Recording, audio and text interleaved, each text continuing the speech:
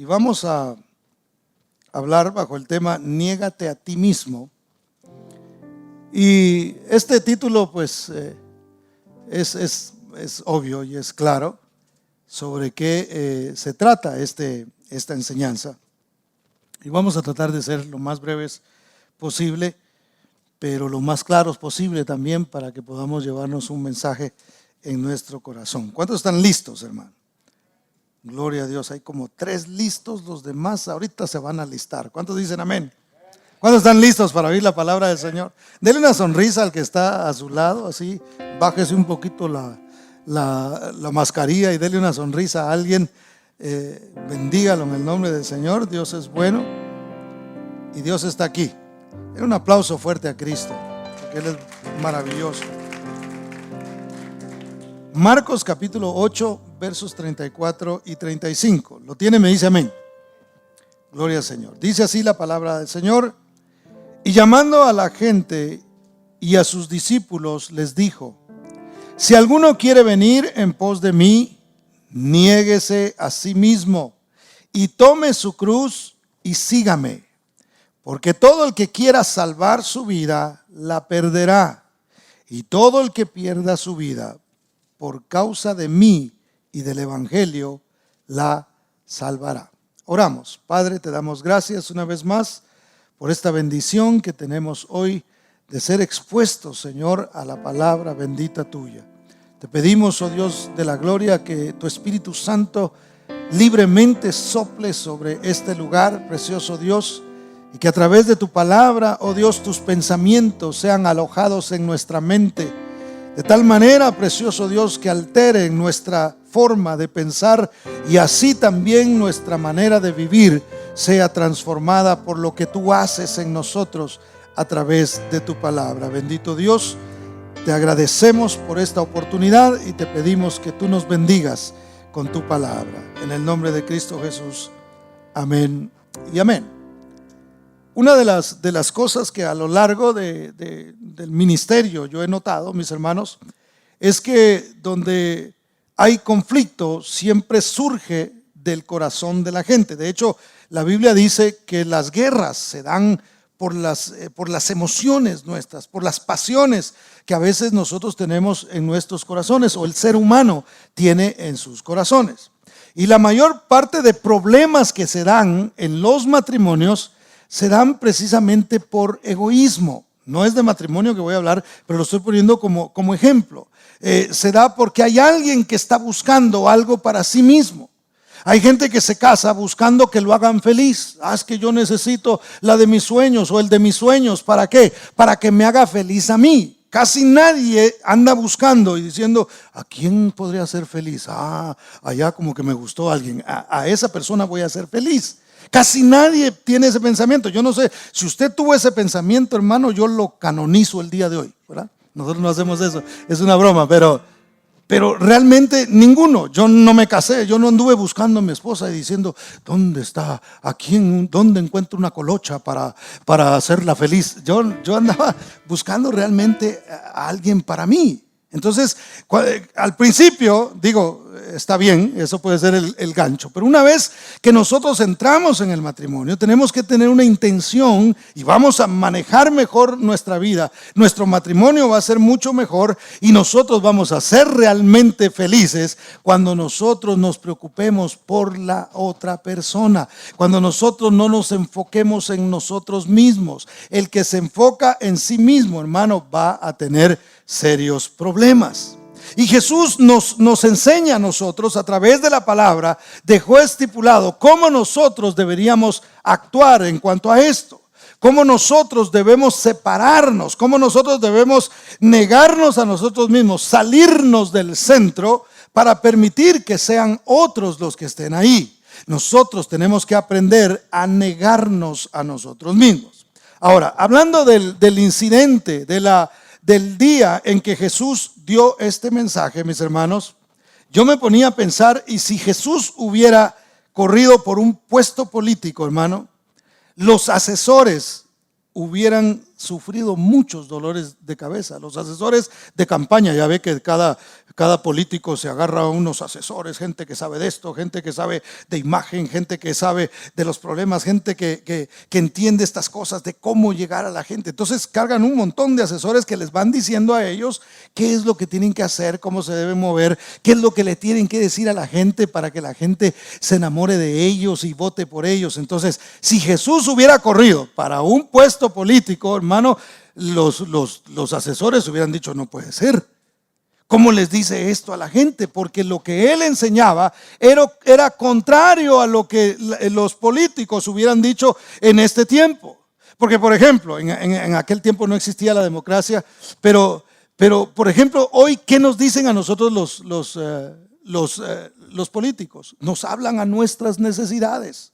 Nos dicen: mira, si tú votas por mí, yo te voy a resolver esto. Si tú votas por mí, yo voy a hacer esto otro. Y si tú votas por mí, yo te voy a resolver los problemas. Y entonces nos hacen pensar en nosotros mismos. Y entonces decimos: sí, tiene razón, este es el que me va a sacar adelante. Este es el que va a hacer que yo prospere. Este es el que va a hacer que yo salga adelante. Entonces, si nosotros pensamos en eso, hermano, Cristo realmente, aunque él no fue un político, su mensaje no era ese. Su mensaje era de: niégate a ti mismo. Es más, vas a pasar por situaciones difíciles. Es más, vas a tener que agarrar una cruz. Es más, vas a tener que sufrir. Entonces, cuando él daba este discurso, el evangelio no se hacía tan atractivo para la gente. Porque cuando a nosotros nos dicen: hermano, vas a prosperar y vas a ser la octava maravilla del mundo, y vas a ver cómo vas a tener casas y cómo vas a tener carros y cómo vas a tener qué sé yo, hermano, y empiezan a darnos un montón de promesas, como si el evangelio tuviera que ver con política.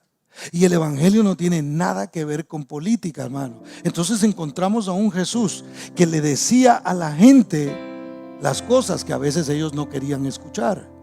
Entonces tenemos a un Jesús que daba un discurso que casi nunca era tan atractivo. Casi nunca era así. Ahora, Jesús era una persona que atraía multitudes. Jesús era una persona a la que la gente le gustaba estar cerca, hermano. Mire, el Jesús que nos pintan ahora no tiene nada que ver realmente con el de la Biblia.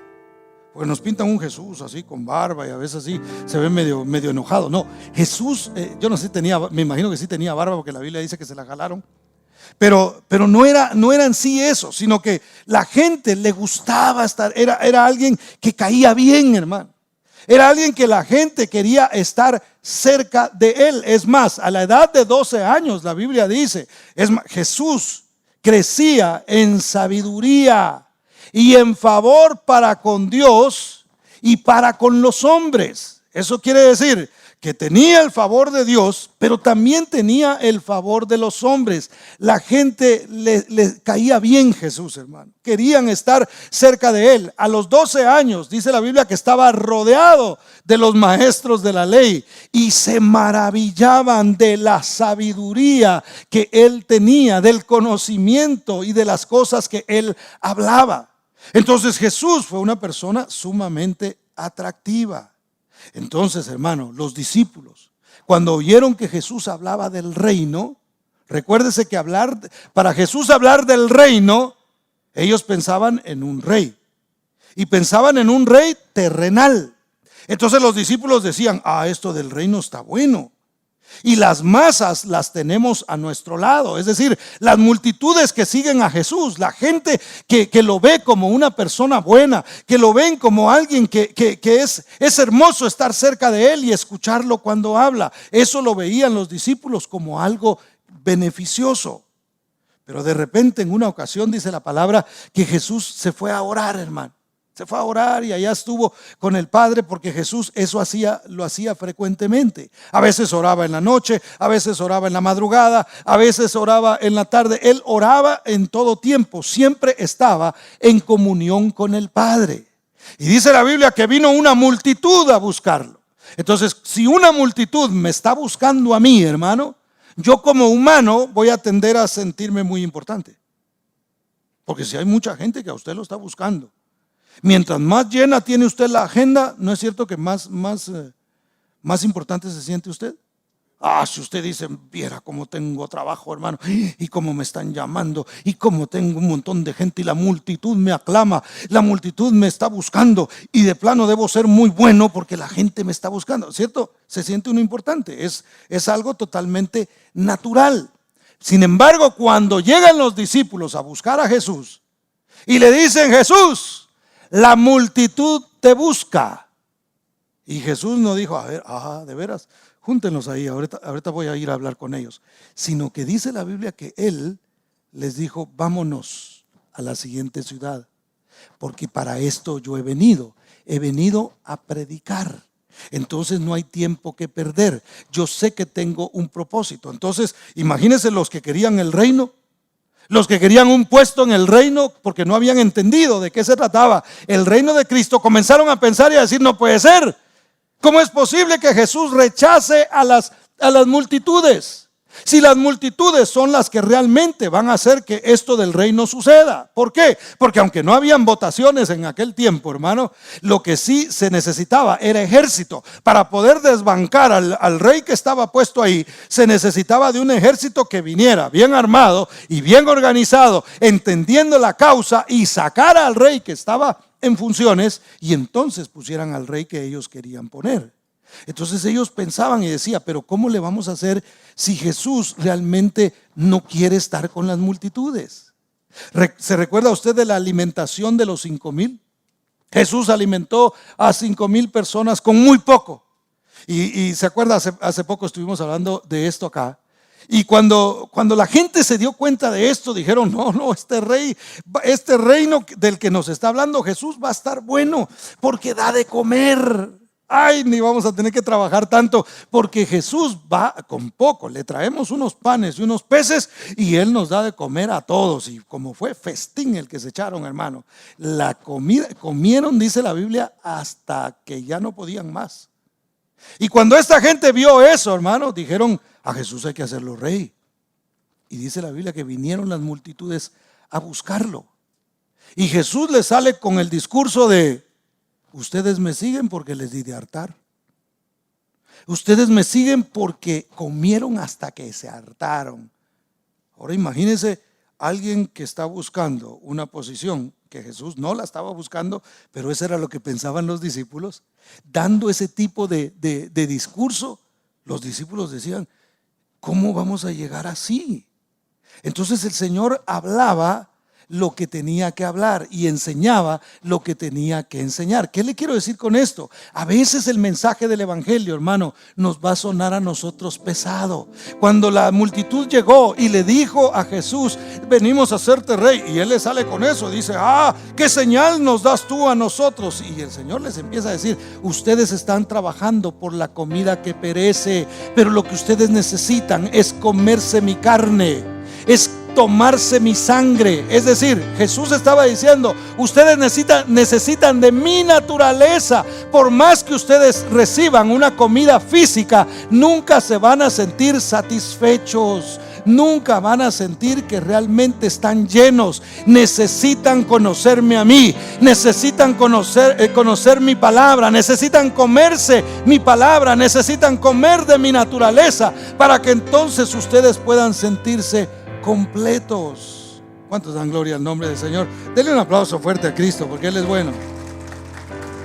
Entonces Jesús no trataba de quedar bien con la gente. Jesús no tenía un discurso en el que Él quería quedar bien con todos, hermano. Estaba una ley que están queriendo cambiar aquí en Nevada, y estaba, creo que tiene que ver con la redefinición del matrimonio. Quieren poner que nunca se defina el matrimonio entre un hombre y una mujer. Entonces creo que tiene como 3 cláusulas.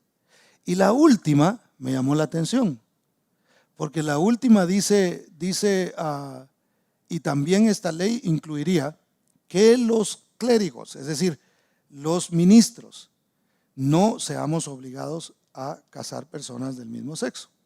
Entonces, al leer la última parte suena bien bonito, pero en realidad hay 3, y de las 3 es una que nos favorece a nosotros, y lo demás tiene que ver con la redefinición. ¿Qué le quiero decir con esto?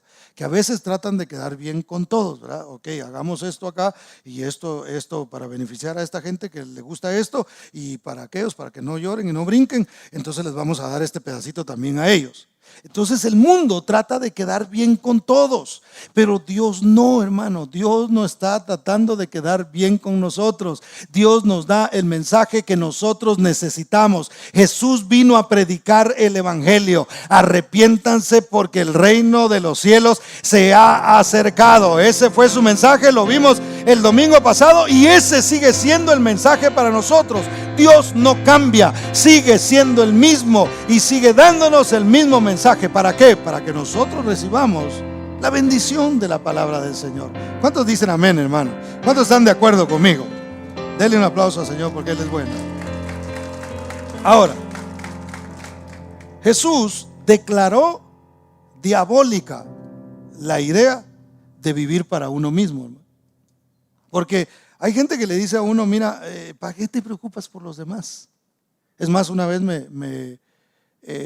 ya ve estas cuestiones de multinivel y todo ese asunto. Me recuerdo que hace algunos años alguien vino conmigo y me dijo, mira, y aquí está, y aquí está, y aquí está, y con esto vas a ser millonario y te vas a hacer rico. Y me llevaron a una reunión, hermano. O sea, le picaban a uno la avaricia. Y me llevaron a una reunión donde habían una de carros, hermano. Y mire, a mí me gustan los carros, pero realmente no me considero una persona que tengo avaricia. Gracias a Dios, para la gloria de Dios. Entonces yo empecé a ver los carros y yo miro carros y yo cuando voy a traer una parte al dealer, hermano, paso así como que suspirando, ¿verdad? Y el otro día fuimos al dealer con mi hijo y empecé a ver un carro, hermano, y lo miraba por todos lados y que tenía unas pantallas, una cosa tremenda, ¿no? Y le di la vuelta. Y cuando vi el precio, $105,000. Ajá, está bonito, dije yo. Y seguí caminando y me dijo mi hijo, cuando yo tenga dinero te voy a comprar uno de esos. Ya no va a valer eso, le dije, va a estar más barato.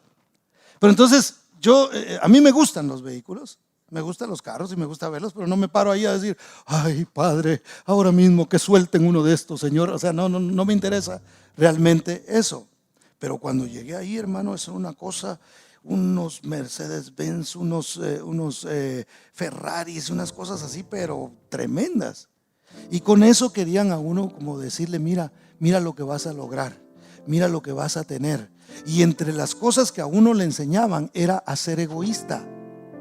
Porque una de las cosas, cuando empecé a leer la revista, hermano, que me dieron para convencerme, empecé a ver y en la revista decía que cuántas cosas había hecho voluntariamente y no había obtenido nada de eso. ¿Cuántos están sirviendo en las iglesias? Así decía, hermano. Están sirviendo en las iglesias y no obtienen absolutamente nada de regreso. Cuando vi eso dije yo, esto no puede ser de Dios. Esto realmente va en contra de lo que la palabra del Señor nos enseña a nosotros. Lo que estaban era jugando con la avaricia de la gente, y le empiezan a enseñar eso. ¿Para qué? Para que la gente empiece a decir, ok, yo voy a trabajar y voy a hacer esto y voy a hacer el multinivel y voy a llegar a ser el diamante, saber de dónde, ¿verdad? Pero y la gente empieza a querer subir y a querer llegar a ese punto, hermano.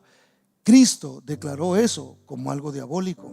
Mire por favor lo que dice versos 31 y 33. Regrese en Marcos 8, 31 y 33, 31 al 33. Dice así: y comenzó a enseñarles que le era necesario al Hijo del Hombre padecer mucho y ser desechado por los ancianos, por los principales sacerdotes y por los escribas, y ser muerto y resucitar después de 3 días.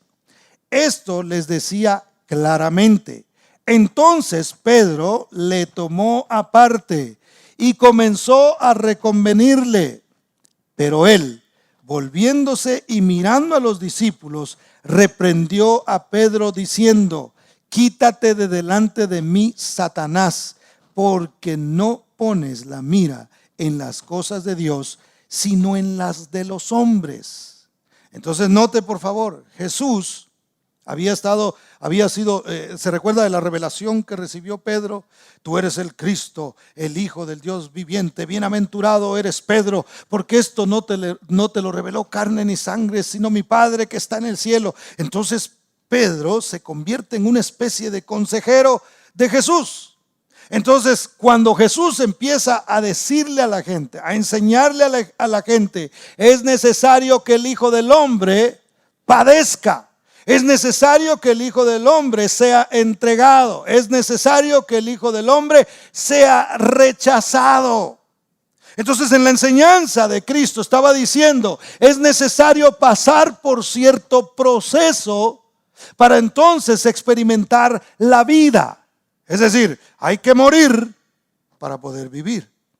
No sé si me voy a entender. Entonces, ese mensaje no sonaba bien. ¿Por qué? Porque Jesús estaba diciendo: hay que pasar por procesos, hay que sufrir rechazos a veces, hay que pasar por decepciones a veces, hay que morir a nosotros mismos para que entonces podamos experimentar la vida. Entonces, hermano, a nadie le gusta eso. A nadie le gusta que le digan: vas a pasar por situaciones difíciles, te van a rechazar de vez en cuando, va a haber rechazo en tu vida, vas a sufrir de todas estas cosas, pero entiende que todo esto es necesario. ¿Alguien lo han rechazado aquí alguna vez, hermano? ¿Ha sufrido rechazo usted? Bueno, Jesús enseñó que era necesario pasar por ahí, hermano, y a los rechazos que nosotros nos vamos a enfrentar conforme este mundo vaya cambiando.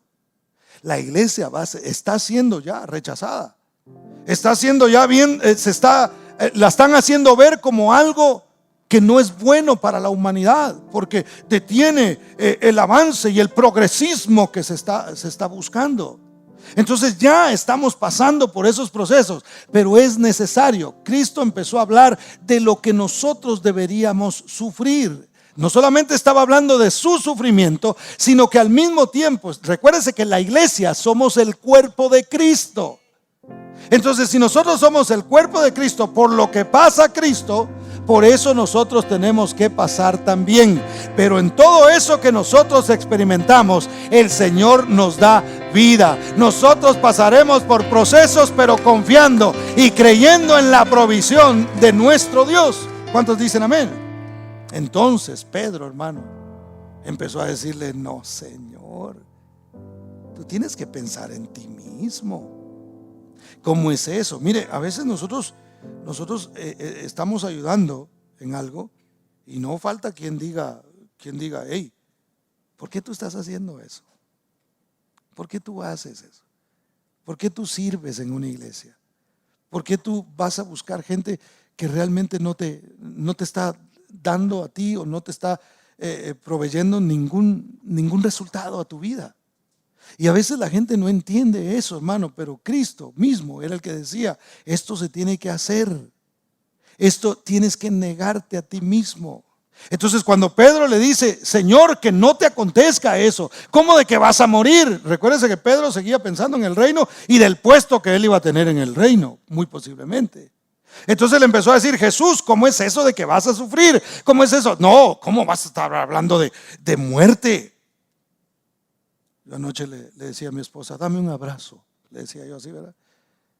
Y le digo: porque no vaya a ser que mañana, yo bromeando con ella, no vaya a ser que mañana amanezca muerto, le dije yo. Y te vas a quedar con el sentimiento de que no me diste un abrazo. Y se empezó a reír, ¿no? Tú de lo que hablas, me dice. Pero el Señor hablaba de la muerte, hermano, y nosotros realmente yo no me voy a morir cuando yo diga.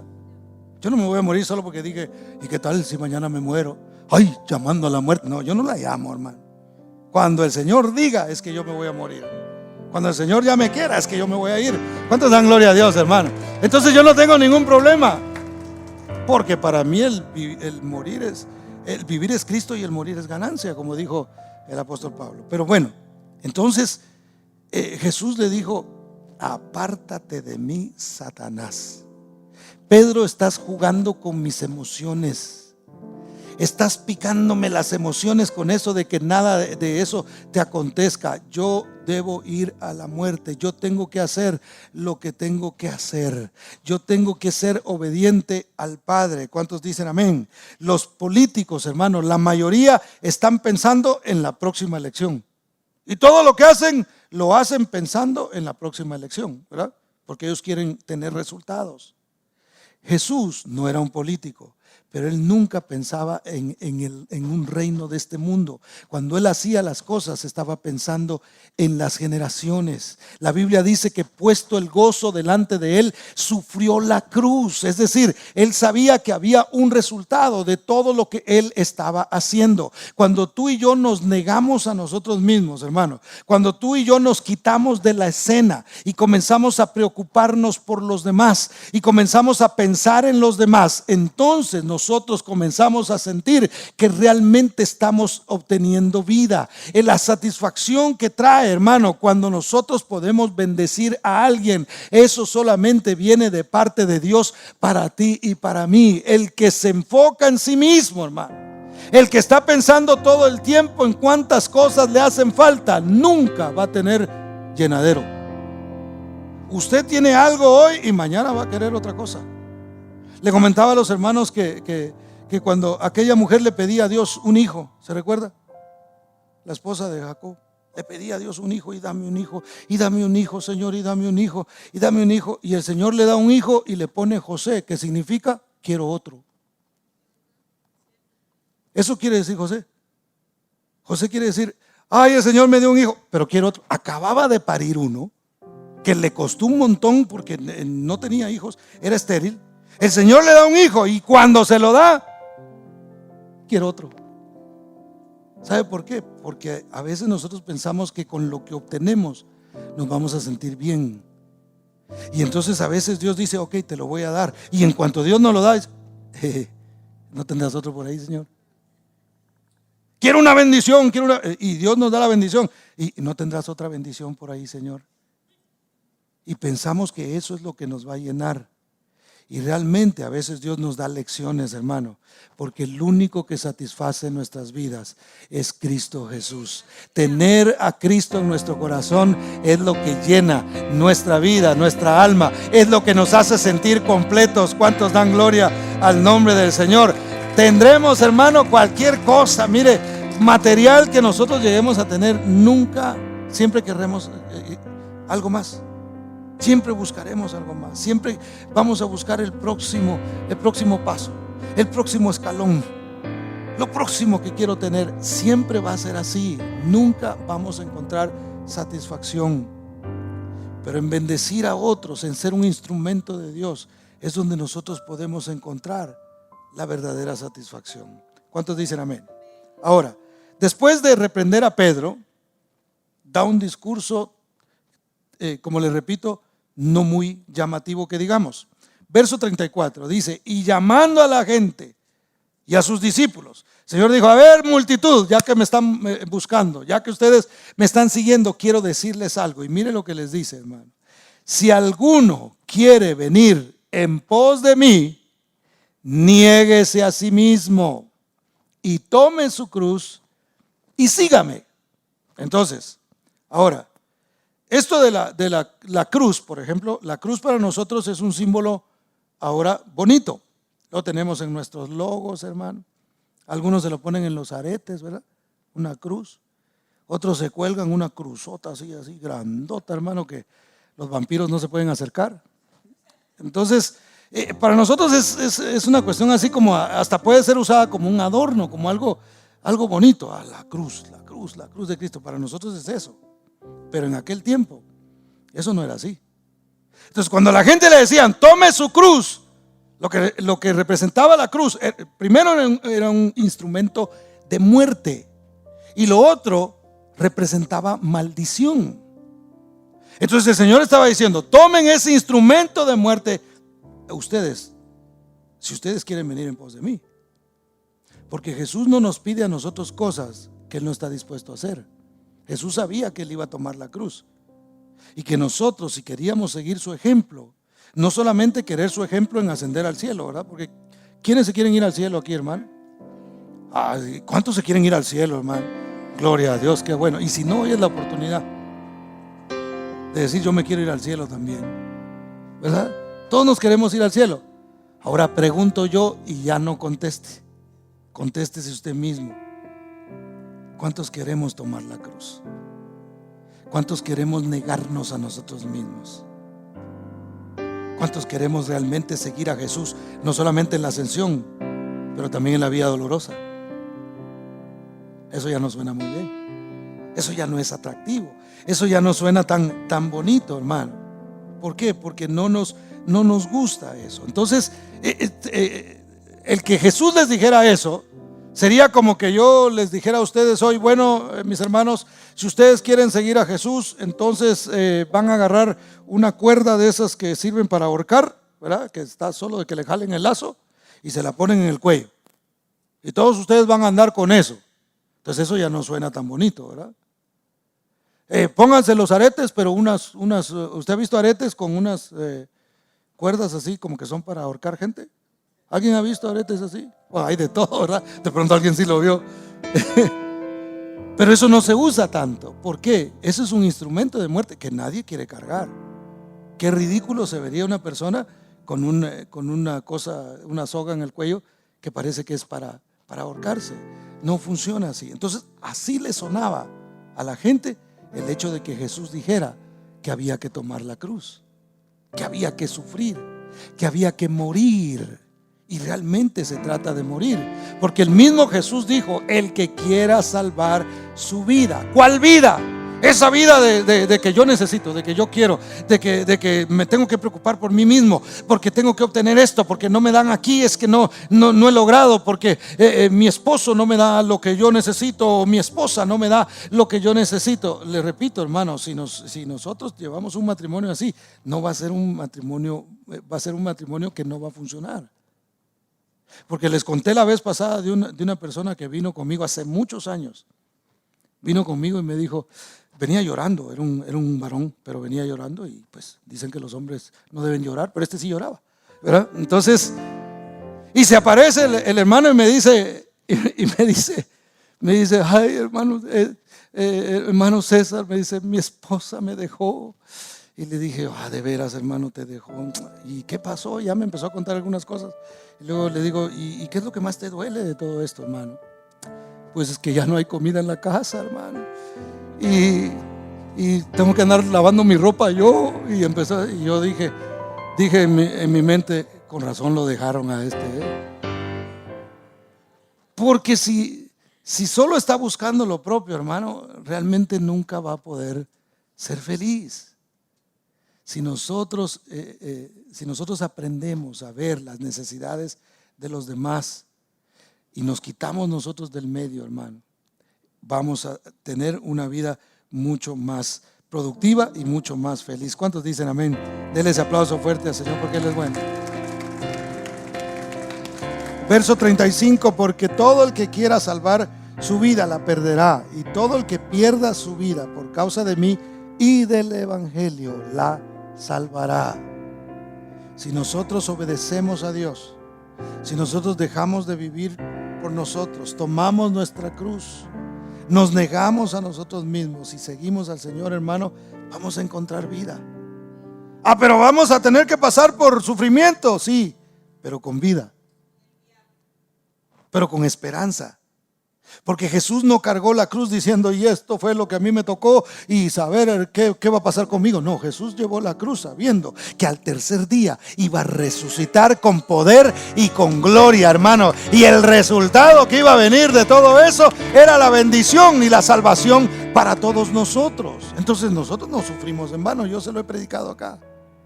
Nuestros sufrimientos son temporales y hasta se pueden disfrutar, hermano. Suena raro, ¿verdad? Pero eso es así, hermano.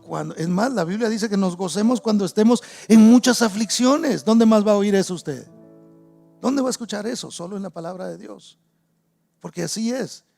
Una vez más, Jesús no vino con discursos populistas o progresistas, hermano.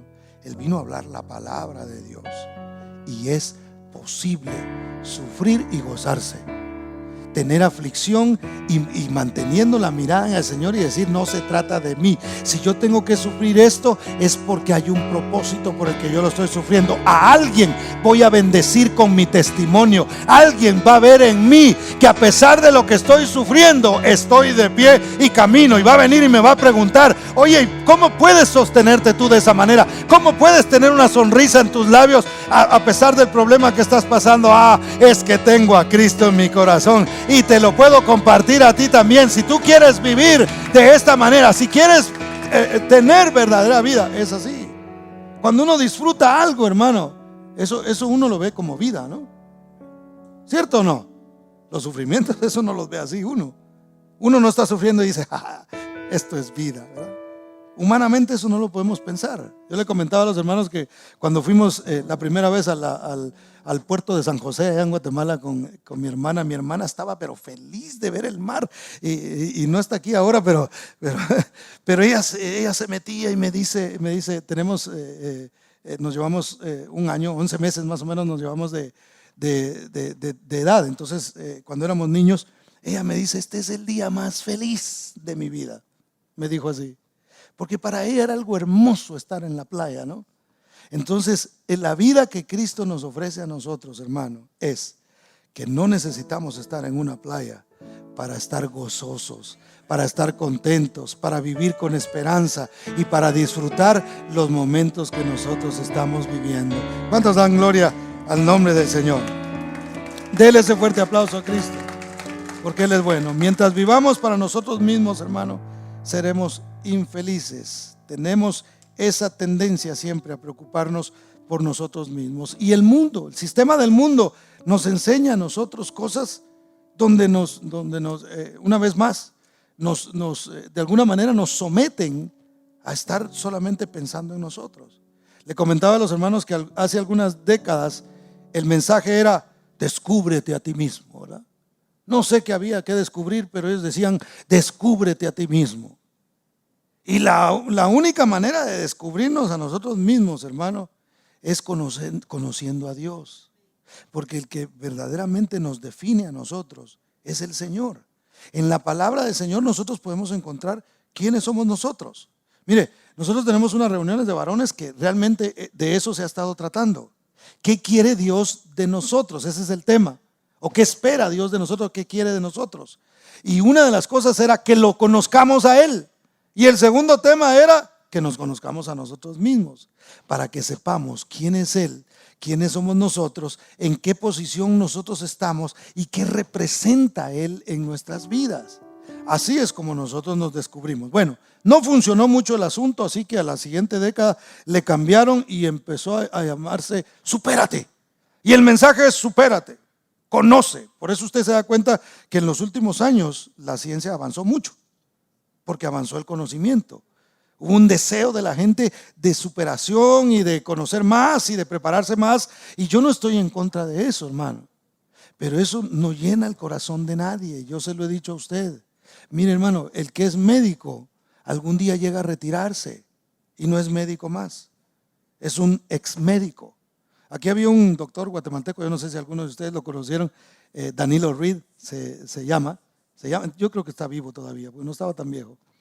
Y yo me acuerdo que en una de esas fui y dije: ¿y el doctor Reed? Y me dijeron: ya se fue, ahora está retirado allá en Guatemala y ya no es doctor. Entonces la gente, por mucho conocimiento que haya llegado a tener, se tiene que retirar. Ahí lo tiene y todo, ¿verdad? Pero llega un momento en que ya no pueden ejercer eso. Entonces eso no puede ser el objetivo de nuestra vida. El verdadero conocimiento que nosotros necesitamos es a Cristo Jesús. El único que puede llenar nuestras vidas eternamente es Dios. ¿Cuántos dicen amén? Todo lo que se haga en esta tierra, hermano, un día se termina. ¿Cuántos dan gloria al Señor? El siguiente: mímate a ti mismo. ¿Verdad? Que yo creo que este fue el que Pedro se adelantó y le dijo a Jesús: quiérete a ti mismo. ¿Cómo que vas a pasar por esas cosas? Entonces el mensaje es: tienes que quererte a ti mismo. Entonces, si nota el contraste, Jesús aparece con un discurso que dice: niégate a ti mismo. No vivas para ti, no te preocupes solamente por ti. Yo no estoy diciendo que uno no se quiera y que uno esté autolastimándose y autogolpeándose y viéndose en el espejo y diciendo que feo eres. Yo no estoy diciendo eso, hermano. Yo lo que estoy diciendo es que el Señor dice que no nos enfoquemos en nuestra propia vida, que nos neguemos a nosotros mismos, que vivamos una vida de servicio a Dios y a los demás. ¿Cuántos dicen amén? Denle ese aplauso fuerte a Cristo porque Él es bueno. Si vivimos para otros, tendremos vida. Si damos a otros, hermano, también vamos a recibir nosotros. No se trata, perdón, de una abnegación religiosa, sino realmente negarnos a nosotros mismos. Porque ¿qué es una abnegación religiosa, hermano? Mire, hay gente que hace cosas buenas porque le convienen a él. Por ejemplo, los multimillonarios, los más ricos del mundo. ¿Por qué la gente los recibe con tanta, ay, fulano de tal? Porque son filántropos. O sea, dan mucho, ayudan a los pobres y ayudan a un montón de organizaciones y todo eso. Pero ¿sabe usted que la mayoría de ellos, yo no voy a generalizar porque de pronto hay alguna excepción, pero la mayoría de ellos lo hacen para evadir impuestos? O sea, cuando salen así, allá andaba don fulano de tal entregando y dando a estas organizaciones, uy, tan buena gente que es pero realmente lo que están haciendo, lo están haciendo para beneficiarse ellos. ¿Por qué? Porque si ellos ganan y ganan y ganan y ganan, viene el tío Sam y dice, hey, dame lo que es mío, y les quita un buen porcentaje, hermano. Entonces ellos, para poder deducir, entonces ellos dan. Entonces cuando el tío Sam viene y dice, a ver, dame lo que es mío, mira, parte de lo tuyo ya lo repartí yo por allá. Ah, bueno, entonces te perdono. Y esas son las motivaciones que ellos tienen para dar. Uno no debe dar así, hermano. Por eso la enseñanza de denle a Dios y siembre una semilla para que Dios le dé más, no debe ser así la manera en que nosotros le damos a Dios. Nosotros debemos darle por agradecimiento. Nosotros debemos decirle, Señor, aquí está, independientemente de lo que tú hagas, yo reconozco que realmente eres tú el que me has bendecido, y por eso es que yo puedo dar, y por eso es que yo puedo hacer esto. Yo no voy y oro por alguien para que cuando yo necesite tenga quien ore por mí. No, hermano, tenemos que hacerlo sin esperar absolutamente nada a cambio, y eso es lo que Dios estuvo buscando. Dios, mire, Jesús no tenía por qué venir a este mundo, hermano. Él no tenía por qué morir en la cruz del Calvario. La Biblia dice que Él se despojó de sí mismo, se despojó de su gloria. Él hubiera podido quedarse allí en el cielo, Él hubiera podido quedarse todo el tiempo ahí. Sin embargo, Él estuvo dispuesto a quitarse su traje de rey para hacerse como uno de nosotros, simplemente para alcanzarnos, para salvarnos, para bendecirnos, para que su sacrificio diera como resultado nuestra paz, nuestra tranquilidad, la vida eterna que nosotros recibimos en Cristo Jesús. ¿Cuántos se gozan por eso? Dele un aplauso fuerte al Señor porque Él es bueno. Jesús llevó su propia cruz, hermano. Y mire, con esto voy a ir terminando. Jesús llevó su propia cruz, y como parte de negarnos a nosotros mismos, nosotros debemos dejar de ser orgullosos, porque parte del orgullo a veces es que yo digo, no necesito de nadie. Yo soy quien soy y no me parezco a nadie, decía aquel cantante, ¿verdad? Entonces, parte de negarse es a uno mismo, es reconocer que necesitamos ayuda, que necesitamos de alguien que esté con nosotros, necesitamos de una mano, que necesitamos de un consejo. Alguien me dijo en una ocasión, tuve que poner mi orgullo a un lado antes de venir a hablar contigo, me dijo. Ah, qué bonito, le dije yo. Ay, así. Y de veras, por lo menos fue honesto, ¿no? Tuve que reconocer, me dijo, que necesitaba hablar con alguien. Por eso estoy aquí. Y de eso se trata, porque a veces nosotros pensamos que podemos solos. Y mire qué ejemplo de humildad nos da a nosotros Jesús. Él mismo dijo en una ocasión: yo pudiera llamar una legión de ángeles ahora y vendrían aquí a defenderme, pero no lo voy a hacer. Y cuando Jesús iba cargando la cruz, hermano, la Biblia dice que Él se cayó. Y cuando Él se cayó, yo me imagino que Él se dio en la cara, hermano, porque el peso lo llevaba sobre la espalda. Entonces cuando Él cayó, dice la Biblia que andaba un morenito por ahí que se llamaba Simón de Cirene. Entonces el soldado, el centurión, cuando vio que se cayó Jesús, dijo: hey, tú, agarra la cruz y ayúdale.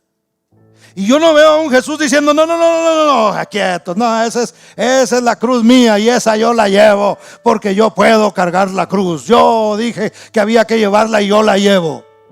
Entonces no vemos un Jesús diciendo eso. ¿Tendría poder Jesús de sobrenaturalmente levantarse de ahí y tomar fuerzas y agarrar la cruz y llevársela él mismo? Yo me imagino que sí. Es más, estoy seguro que sí. Sin embargo, Él nos da a nosotros una lección de qué significa negarse a uno mismo, dejar de confiar en nuestras propias fuerzas. Jesús dijo: yo voy a perder las fuerzas. Él sabía todo lo que iba a pasar, pero el Padre tendrá listo a Simón allí para que me ayude a levantarme y para que me ayude a cargar esa cruz. Cuando Jesús iba caminando, hermano, venía Simón de Cirene caminando con la cruz detrás de él. Esa cruz no le pertenecía a Cristo realmente, aunque en la escena y en lo que estaba pasando sí le pertenecía a él, pero esa cruz realmente le pertenecía a Simón de Cirene, porque él merecía morir en la cruz, como merecíamos usted y yo. Y sin embargo, él dio su vida. Entonces Jesús va caminando y Simón de Cirene va detrás de él. Y eso nos enseña a nosotros que necesitamos realmente. Jesús mostró su debilidad como humano. No tuvo ningún problema en decir: mira, yo decidí ser humano y tengo debilidad. Me identifico con la debilidad que tú tienes.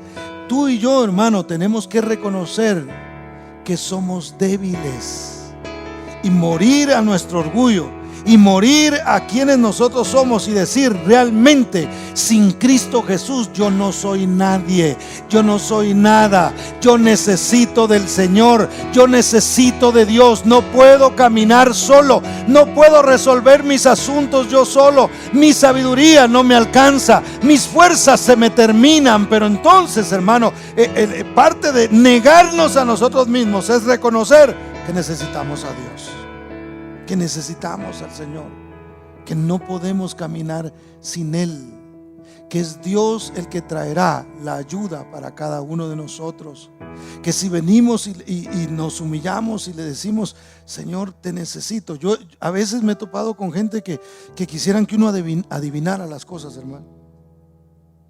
Una vez me dijo alguien: y usted ni cuenta se ha dado que yo tengo problemas. Y yo le dije: y usted tampoco se ha dado cuenta que yo tengo.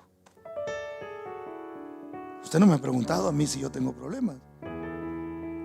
Entonces le dije, como parte, ministrando a esta persona, le dije: como parte de que usted reciba la ayuda de parte de Dios, es que usted tiene que ser humilde, tiene que venir y decir: Señor, yo tengo necesidad. ¿A quién le pido? ¿A quién me acerco para que me ayude? Porque para eso nosotros somos el cuerpo de Cristo, hermano. Por eso la congregación es tan importante, porque estamos aquí para ayudarnos los unos a los otros. ¿Cuántos dicen amén? Entonces, el poder de Dios se manifiesta en la debilidad. Mira lo que dice 2 Corintios, yo se lo leo, ya voy a terminar. 2 Corintios 13:4 dice: porque aunque fue crucificado en debilidad, vive por el poder de Dios. Pues también nosotros somos débiles en Él, pero viviremos con Él por el poder de Dios para con nosotros. ¿Qué quiere decir, hermano? Quiere decir que si el Señor nos invita a tomar la cruz, es cierto, es doloroso, es cierto, es cansado, es cierto, es algo difícil para nosotros, pero en esa debilidad se manifiesta el poder de Dios para vida. Pasaremos por situaciones difíciles, pero el Señor nos levantará, pero el Señor nos fortalecerá, pero el Señor tendrá preparado para nosotros la ayuda que nosotros vamos a necesitar. ¿Cuántos dan gloria al nombre del Señor? Dele ese aplauso fuerte a Cristo. Termino con este verso, hermano, que también está escrito en la palabra. Eclesiastés 4, 9 y 10 dice: mejores son dos que uno, porque tienen mejor paga de su trabajo. Porque si cayere, el uno levantará a su compañero. Pero ay del solo, que cuando cayere, no habrá segundo que lo levante. Y nosotros hablamos mucho de este verso cuando casamos personas. En matrimonio se usa mucho, porque mejores son dos que uno, porque si cae uno, el otro lo levanta. De pronto en amistades se puede usar también. Pero a veces realmente nos quedamos solos en algunas circunstancias. En algunas situaciones llegamos a sentirnos solos. Entonces, ¿cuál es la clave, hermano?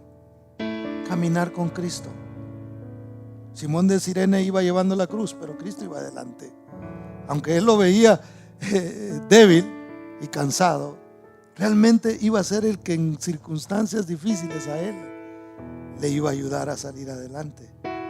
Entonces, el Cristo al que yo sigo, hermano, ya no es el de la cruz, el cansado, el débil. Realmente Él es el glorificado, el que me da, el que sí es cierto sufrió, el que murió en la cruz del Calvario, pero se levantó al tercer día.